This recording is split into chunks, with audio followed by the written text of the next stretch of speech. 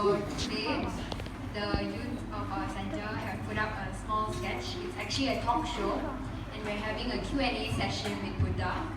So sit back, relax, and enjoy.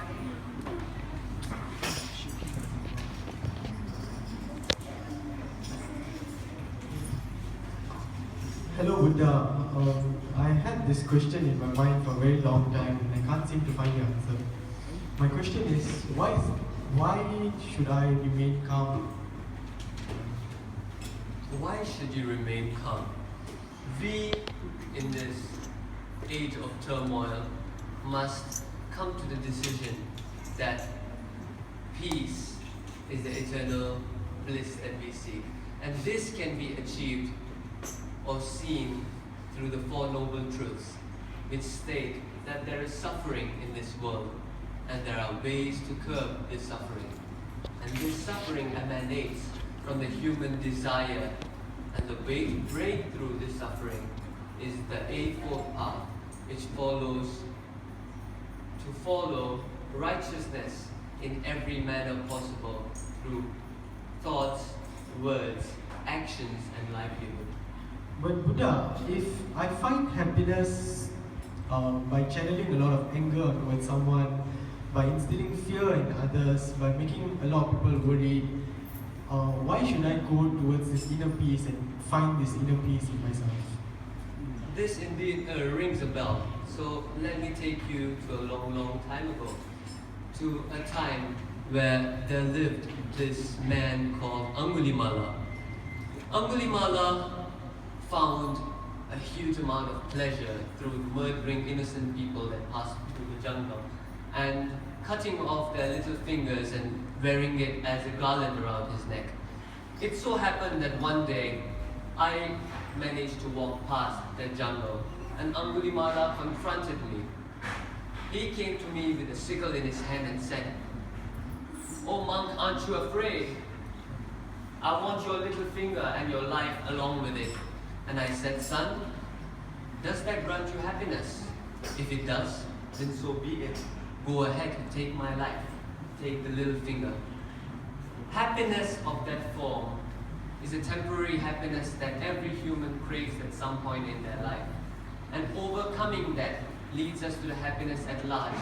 Happiness must be pursued in a manner that gives you happiness but does not take another's happiness in the process. And that is the true essence of happiness at large. Okay, now that we have established that it's important for me to remain calm, how do I remain calm all the time? The Eightfold Path can be divided into three. Ethical conduct, wisdom, and concentration. When it comes to the path of wisdom, one must focus and concentrate on everything possible. And to remain calm, one must put his mind to rest, and that can be done through meditation.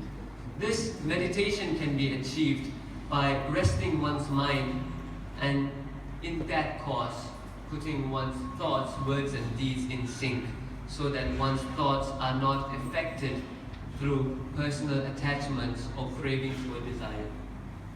See, this sitting down and meditating, all that doesn't seem to work for me, lah. Is there another alternative path that I can use? Meditation is not the aim to liberation.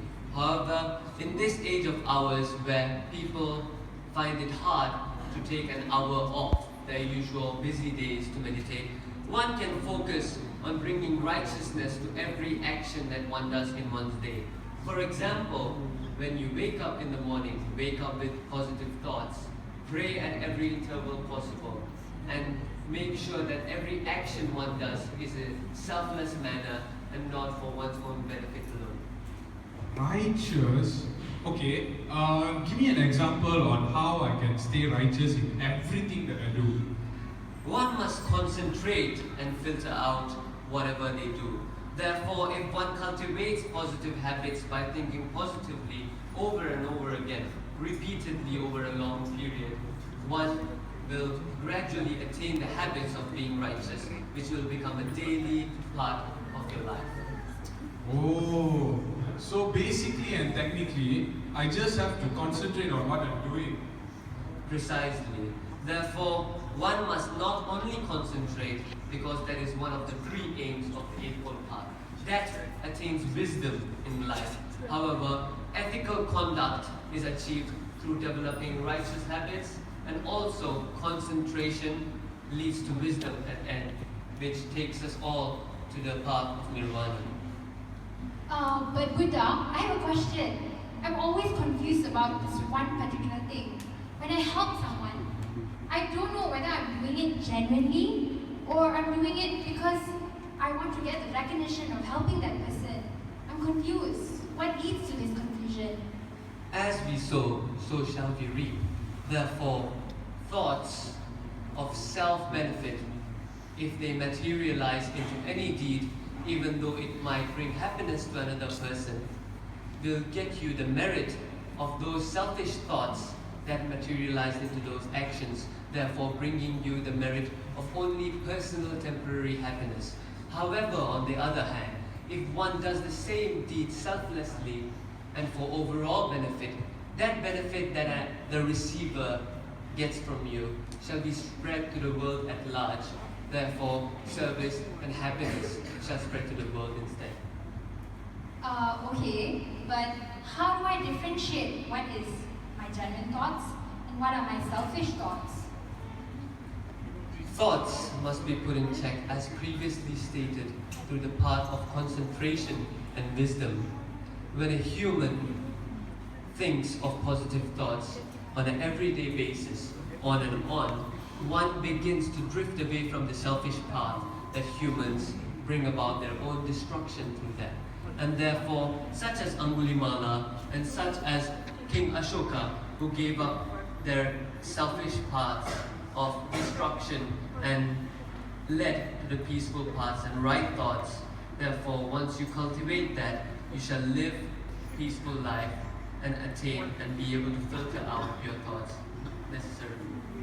Easy for you to say, Buddha, but how do I do that every day? How do I sync my thoughts, my actions, and my words?